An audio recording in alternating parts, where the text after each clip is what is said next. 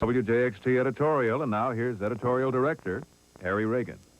The City Council's refusal to earmark any of the new gasoline tax for mass transportation is not hard to understand.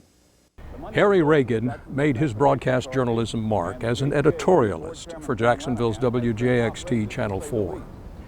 Using the power and position of a leading television station, Harry was situated each evening between legendary local news director Bill Grove and national broadcast giant Walter Cronkite.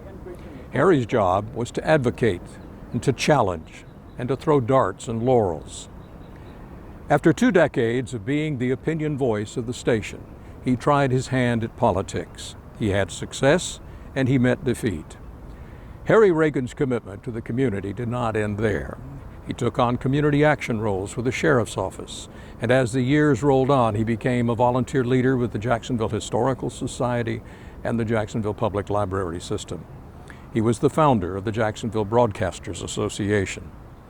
On a warm June morning in 2018, we sat down at a park bench near the Friendship Fountain to have a conversation looking back as well as looking towards the future.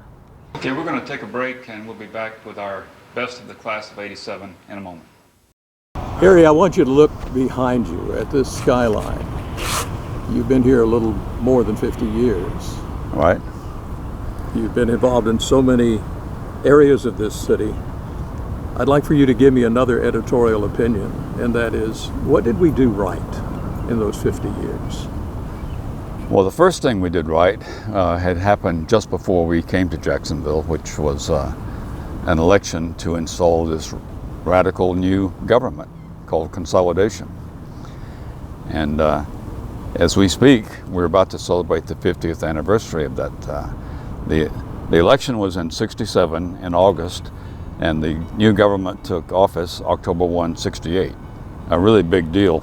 It was a school holiday and everything. And, you know, the history of that is interesting. There were real solid arguments about duplication and waste and so forth. What really tipped the scale, I'm convinced, was wide-scale corruption and scandal. Public officials were going to prison, and I think voters just said, I'll try something really new, like consolidation, and it passed significantly. And we're about to, as I say, celebrate the 50th anniversary, and not everybody agrees that it was a great thing, but most of the criticism probably isn't properly directed at consolidation itself, but the fact that we may not have always elected great city officials. And I don't know how to fix that. Consolidation didn't fix that. Well, that's the next question I would ask you is, all right, let's look to the next 50 years. Neither you nor I will be here for all of those, but what needs to be fixed in order to bring this city to the level of greatness we anticipated that consolidation would bring us? Well, I think we're on the right track with some I think downtown is a key issue. And so some of what's happening downtown are steps in the right direction. I think that fundamental question of electing good public officials, I don't really have a good answer for that. I think that's worthy of some, if we still had one, JCCI study. I miss the JCCI. They did all kinds of really objective studies on community issues. That was the Jacksonville Community Council. Yep.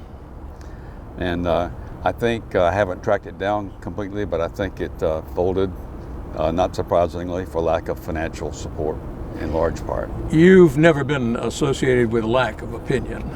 You were paid to give opinion. But you really began as a print journalist. Was that your plan all along, to be a newspaper reporter? Oh, absolutely. And I went to the University of Florida College of Journalism, and truthfully, in 1956, well, I wandered around a little bit in trying to find what I wanted to do, and then I realized journalism was it. I did work at the high school newspaper and so forth, but didn't think about majoring in journalism. I went to college thinking I was going to major, brace yourself, in agriculture. Because when I was growing up, vocational agriculture was a big thing in my little high school in Sebring. And I raised chickens because you had to have a project. And anyway, agriculture turned out not to be a very good idea once I got to Gainesville, University of Florida. And so I bumped into the legendary Buddy Davis, who was a great journalism professor. He was one of mine as well. At UF. And he was literally wandering the halls at registration. You would remember the hell that registration was in the old days. And he was recruiting. And he said, in effect, "Have I got a deal for you, young man?" And so I listened, and he said, you know, journalism, no foreign language requirement, a maximum number of electives and so forth. And I basically said, "Where do I sign?" And so I was on the right track after that. And I started working for the Tampa Tribune while I was still at University of Florida as a stringer. And before going into the Army, I was in ROTC. Before going into the Army, went to Tampa and worked for 6 months before having to report for duty. And probably would have gone back to Tampa after getting out of the Army, but I had a friend who was at the Herald, and he said, "Come to the Herald and let them interview you," and so forth. And so I did, and the result was they offered me a job. They said, "You can," this was back in the days when they had bureaus all over South Florida. They said, "You can go to the Fort Myers Bureau or the Key West Bureau." And I wisely chose Fort Myers.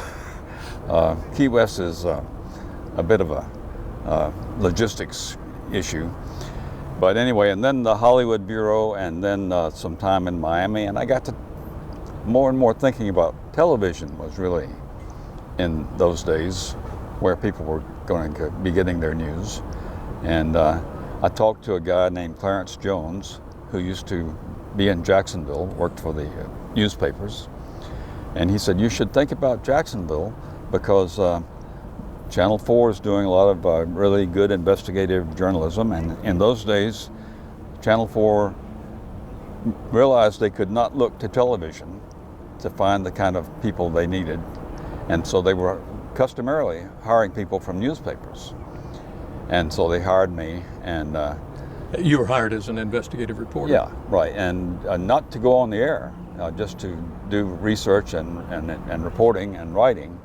And then segued from that into being editorial editor.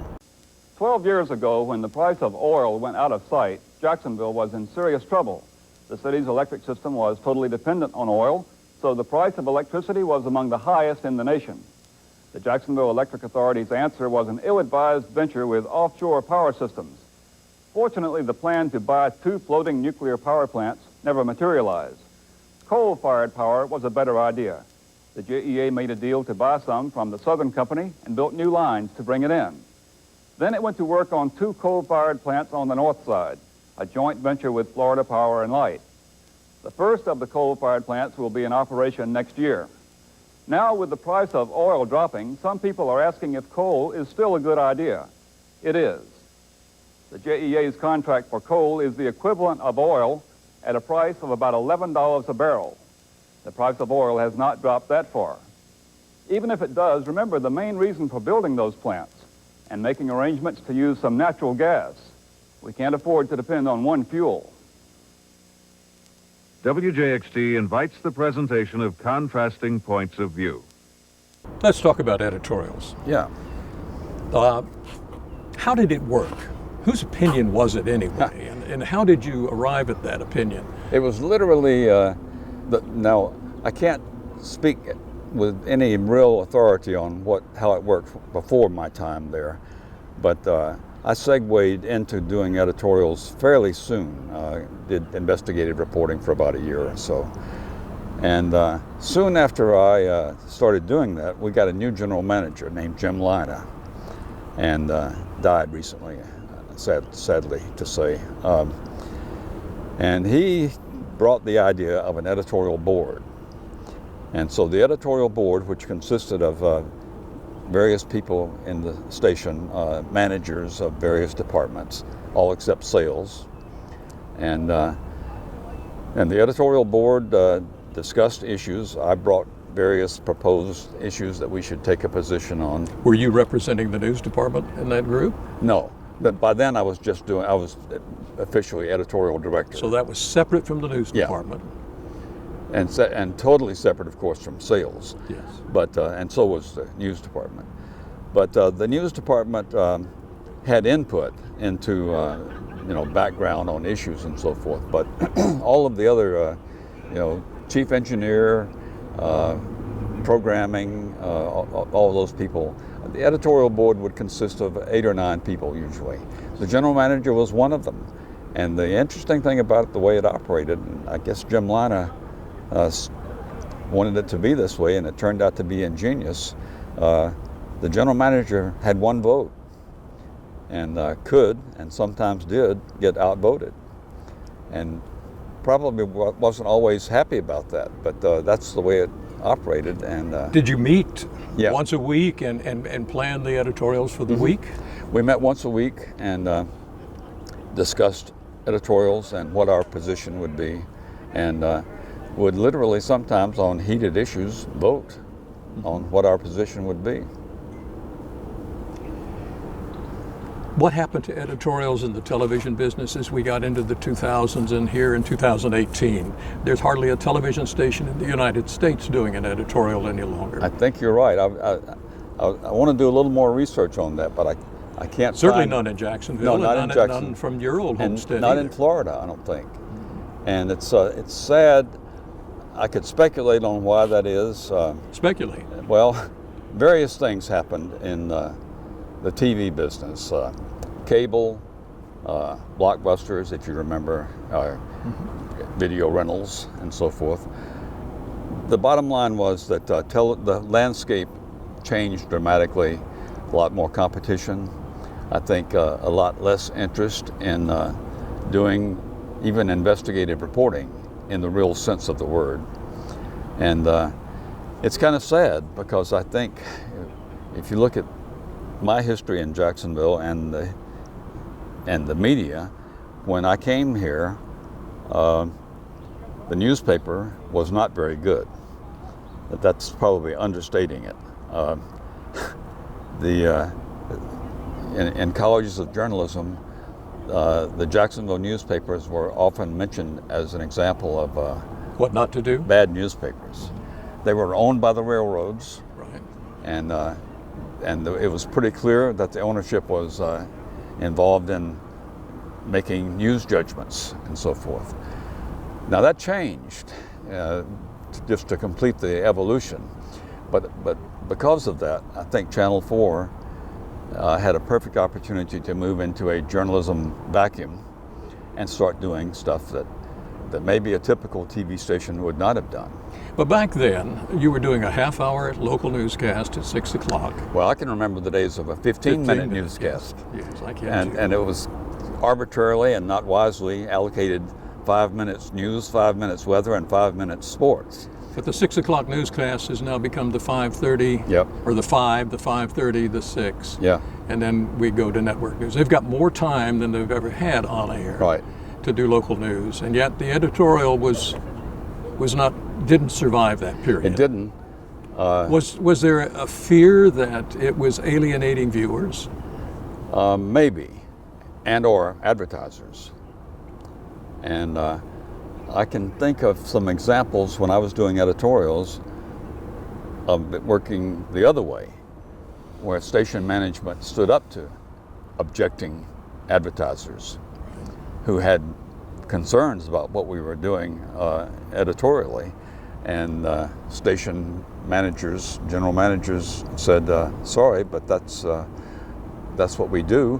You're free to come on the air and present a contrasting point of view, as lots of people did.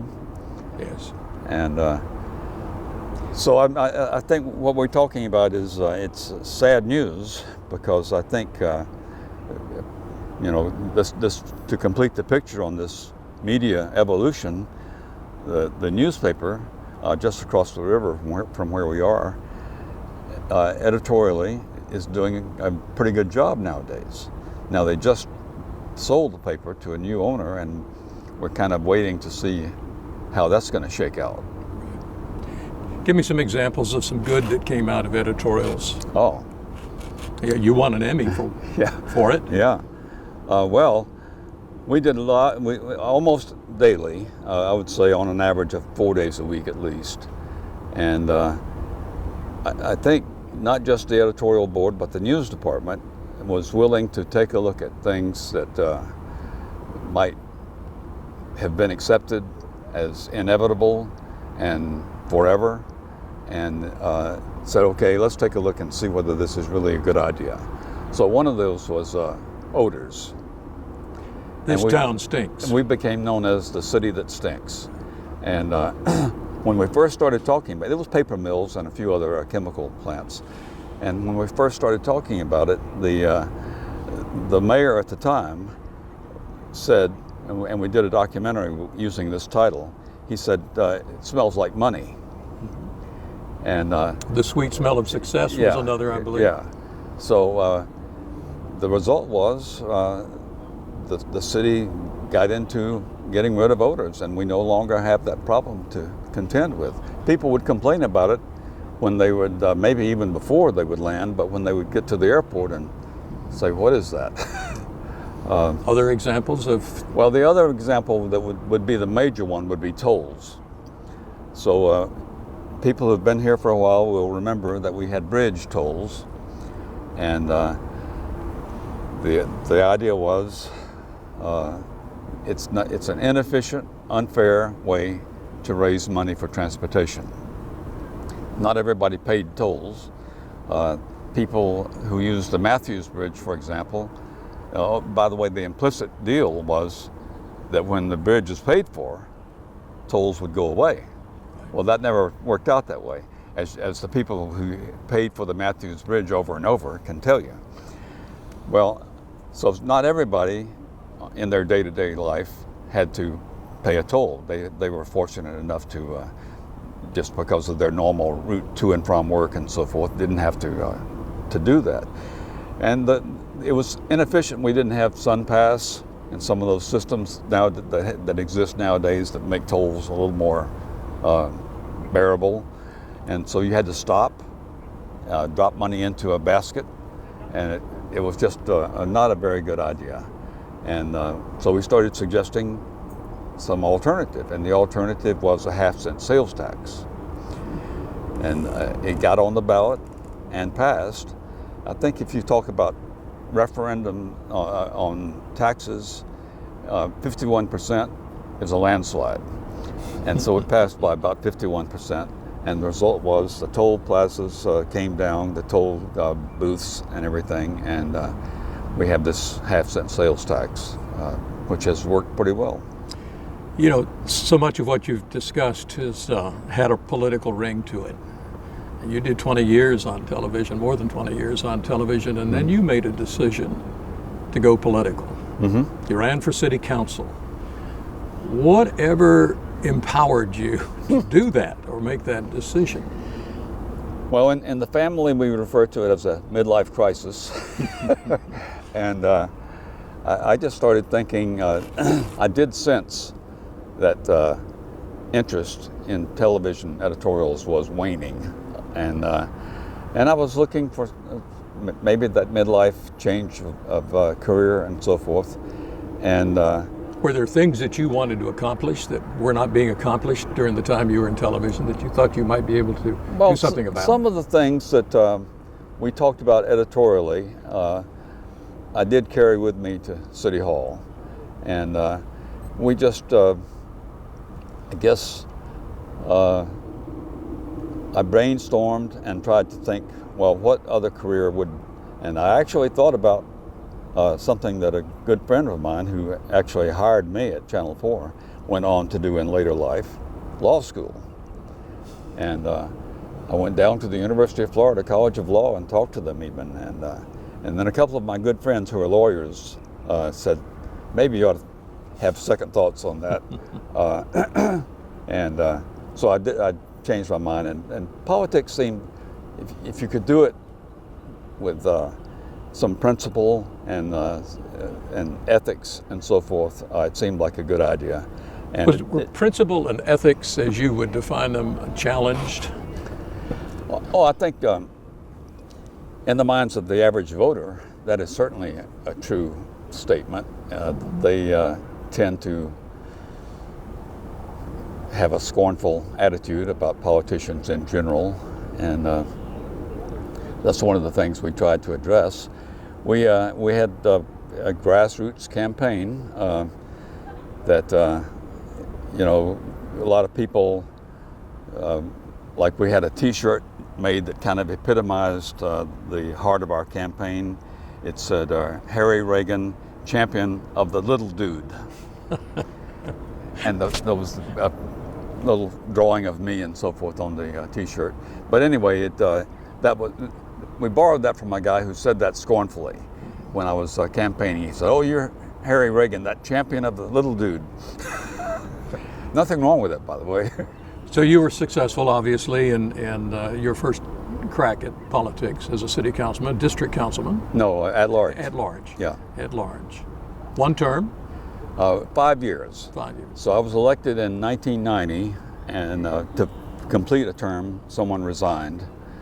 And in those days, we can talk about the changes that I helped bring about, but in those days, you had a primary, probably a runoff, and then a general election.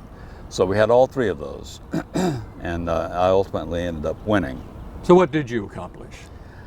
Well, as a city councilman, a lot of interesting issues. One of the things that came up immediately, they were in the middle of this, by the way, a lot of these people, these other 18 people that I was going to suddenly be joining as a city councilman, had gotten their share of darts. We used to do darts and laurels editorials. So it was a little bit of an interesting transition to all of a sudden be one of them, so to speak. And for the most part, it was cordial and enjoyable, but there was that interesting element of not too long ago, they had been on the receiving end of some Channel 4 editorials. So we worked on, for example, the big issue at the time, and we had several all-night meetings, garbage. And it was basically what to do with it, where to put it, and how to pay for it. So it was finding a place for a new landfill, and was it going to be a garbage fee or part of the property tax or whatever. In a very unneighborly gesture, there was a proposal to put a landfill right on the county line of St. Johns County. And you can imagine what St. Johns County residents thought of that idea. The end result was we found Southeast Landfill, which is off of 301.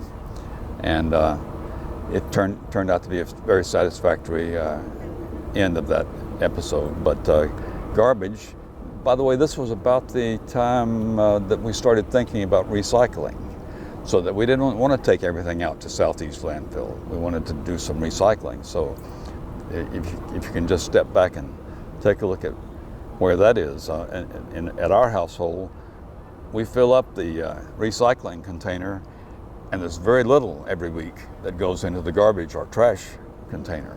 So we've come a long way in that respect. So, successful as a city councilman, swollen with confidence, you decided to take a run at becoming mayor of the city. You might say that. And so, like I said, I was elected to fill a partial term and had no opposition in 1991. So I was elected without opposition to a full 4-year term. At the end of that 4-year term was when I started contemplating mayor. There weren't a whole lot of, well, it was an interesting field, let's put it that way. There were 2 ex-mayors, Godbold and Hazuri, and a kind of half-mayor who had worked a lot in Ed Austin's administration, John Delaney. And so it was an interesting field. There were 2 or 3 other candidates, but those were the major ones. And at the end of the first election, I did not finish in the top 2. The top 2 ended up being Delaney and Godbold, and I endorsed Delaney.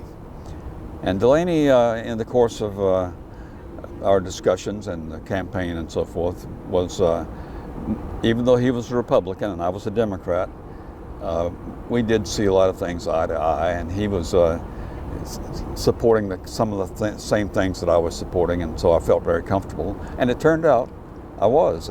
During the 8 years that he was mayor, I was generally supportive. This was back before we had the kind of party situation that exists today. As I often said, John Delaney's first thought in the morning as he looked in the mirror was not, I'm a Republican. And same thing with me as a Democrat. So we saw a lot of things without the additional luggage of partisan politics. So you're a man out of work. You didn't make it as mayor. No. And during that campaign, I got to know someone who won his election. Nat Glover became the first black mayor of Jacksonville. Sure. And sheriff, sorry. So Nat Glover was elected sheriff, and he conducted a very successful campaign. And later on, he ran for mayor, but that's another story. So I got to know him during the campaign, and not knowing exactly what I was going to do after that election, we had some discussions, and he offered me a job doing public information in the sheriff's office, which was a very good experience. Generally speaking, all those cops welcomed this civilian, former politician, former TV editorialist to their ranks, and I enjoyed it very much. So you've gone from journalism to politics and now to PR. PR, right. There's an old saying, ex-journalists, if they don't make it there, they always wind up in public relations. Yeah, and I always said I was a little bit scornful in earlier years about PR, and but the more I thought about it, if it could be for a cause that I believed in or a person that I believed in, then it wouldn't be, as they say, selling out. And so that was true of Nat Glover. He really had the concept of community policing in his heart, and we did a lot of things. He set up those substations in various parts of the city, organized what we call SHADCOs, Sheriff's Advisory Councils, the famous walks. Neighborhood walks. Yeah, neighborhood walks. That was one of his campaign promises, and he kept his campaign promises. And so I organized the walks, and the promise was to walk every beat every year. So you can do the math, 50 some odd beats in 8 years, and we easily did that many walks. And one of my additional duties, which we laugh about, is for the most part during those 8 years, I was Nat's driver. And so we were driving out to walks and various things, right, and a lot of opportunities to converse and plan and so forth. And it was enjoyable. Someone said if I write my memoir, it could be called Driving Sheriff Glover. So, as I said, he went on to run for mayor and also lost, and he had a very nice plan B. Soon after that, he became president of Edward Waters College. So now we're moving very close to your retirement years, so to speak. You doing a little of this and a little of that. Mm-hmm. But all along the way, you developed an affection for this city that really pulled you in these retirement years into doing volunteer work. Yeah, well, I do advise people who are on the brink of retirement to have a plan and not just stay at home and watch TV and read books. You need to get out and do some things, and so what'd you do? And mix with people and so forth. Well, one of the first things was Friends of the Library. I'm a big believer in the public libraries, and one of the things that the Friends of the Library, a lot of things, but one of the things that is needed most of all probably is advocacy. sometimes known as lobbying. And when friends of the library lobby or advocate for the library, it's not the same as somebody who works for the library who might be perceived as having an axe to grind. So all we're doing is we just think we need good libraries. That's our only vested interest. And so we do a lot of that. We have book sales to raise some money. Of course, that money is not significant in the overall picture, but it helps a little bit. And so even before retirement, I was involved in the Jacksonville Historical Society. Got interested in history of the city and the region and so forth. For a while, you lived in some of that history. Oh, did yeah, you not? yeah. Springfield, a great historic neighborhood, known as Jacksonville's first suburb, and a lot of great houses. We would still be there if it was a 3-story house, and bad knees got to be a little bit of a problem. And as my orthopedic surgeon says, for a long time, knees are your friend, and then they're not. And we thought about retrofitting with elevators and so forth. But one of the problems is to get into the house from the street, you go up about 9 or 10 steps. And anyway, we moved to East Arlington, and we're adjusting to returning to suburbia. So what are you doing now? Oh, still Historical Society, still Friends of the Library. Helped organize something that we now call Jacksonville Broadcasters Association. And it's an organization that was set up basically, I got the idea when I was at a funeral. The legendary Dick Stratton, who was sports director at Channel 4, and I was thinking, wow, it's too bad nobody did an extensive interview with him so that we could get all those great Dick Stratton stories on tape. And we should try not to let that happen again. So we set up this organization. First it was for retired broadcasters, and then we opened the door to people who are not yet retired, to try to preserve that kind of history. And that's what we're doing today a little bit, is one of our oral history interviews. Harry Reagan, thank you for sharing the life and times of Harry Reagan, and also thank you for the founding of the Jacksonville Broadcasters Association. Oh, you're welcome. I enjoyed it. Very nice interview. Thank you.